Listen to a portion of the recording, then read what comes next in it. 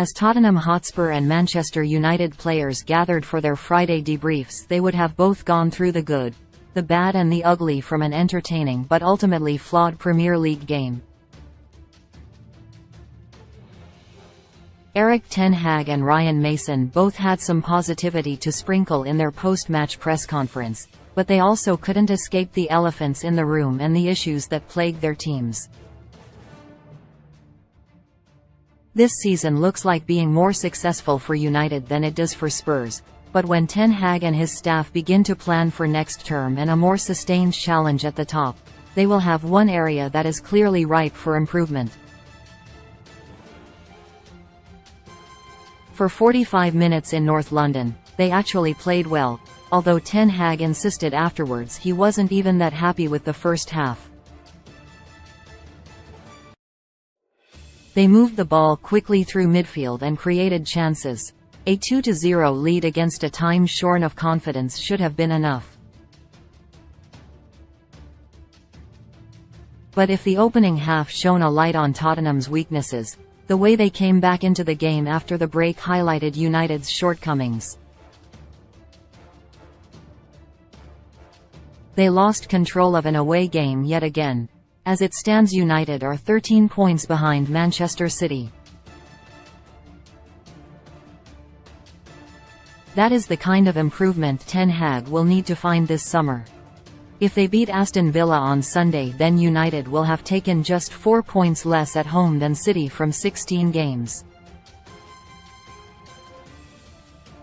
But if City win at Fulham on the same day, then they will have collected 9 more points on the road from the same number of games.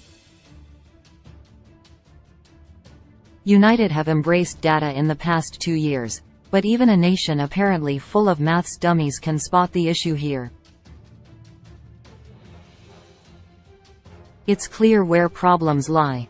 United have conceded 31 goals in 16 away games, at almost 2 a game. Scoring 3 to win an away game is not sustainable. The porous nature of their performances away from Old Trafford is even more pronounced given they have let in just 8 goals in 15 home games. They have the best defensive record in the league at home, but only the 16th best away from home. Within that, there have been 5 away clean sheets, but they've all been against teams in the bottom 8. Against the top 12, there has been 1 away win and not a single clean sheet. The 2-1 success at Fulham, sealed in injury time, is the only success against the top dozen.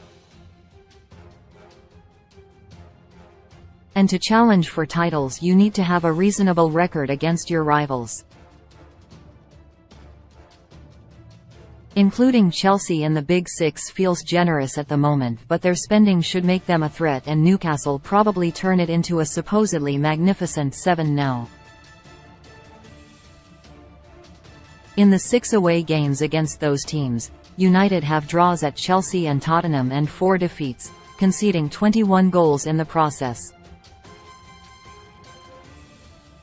It's a wretched record. They will have to be more competitive away from home next season.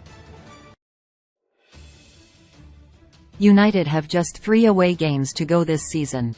The fixtures at West Ham and Bournemouth fall into the category of games they've done okay in, but next Thursday's trip to Brighton is the final chance to land kind of statement result. It's probably damning in itself that if United do win at the Amex, and that's a big if, it would be by some distance their best away win of the season.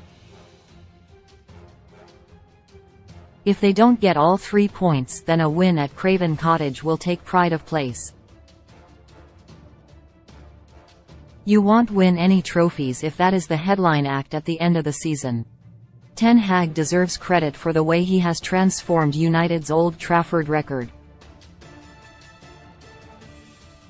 They have lost just once there this season, against Brighton on the opening day when Ten Hag was still finding his feet. They've beaten Arsenal, Manchester City, Liverpool and Tottenham and still have Chelsea to come. But the disconnect between those performances, some of them exceptional, and what is happening away from home is far too big.